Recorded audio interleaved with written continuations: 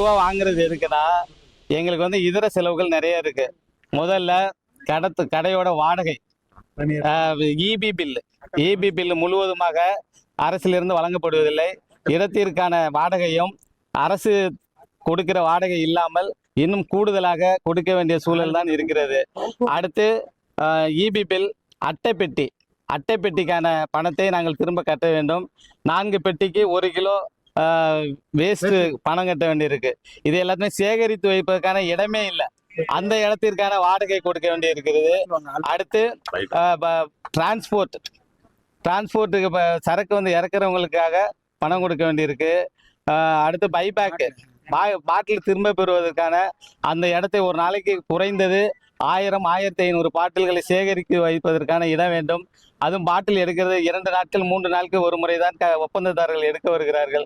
அதை சேமிப்பதற்கான இடவசதி கிடையாது. அதற்கான இடத்திற்கான வாடகையும் நாங்களே கொடுத்து கொண்டிருக்கிறோம்.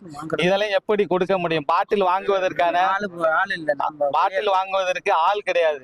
கடையில் உள்ள கடையில வந்து ஸ்கேன் பண்ண வேண்டியிருக்கு, ஸ்டிக்கர் ஒட்ட வேண்டியிருக்கு. ஏற்கனவே ஆள் பற்றாக்குறை இருக்கிறதுனால பாட்டில் திரும்ப பெறுவதற்கு வெளியாட்களை வைத்துதான் வாங்க வேண்டியிருக்கு. அவர்களுக்கு தினம் ஒருவருக்கு சராசரி சம்பளம் 1000 ரூபாயிலிருந்து 1500 ரூபாய் கொடுத்தால்தான் வேலைக்கே வருகிறார்கள்.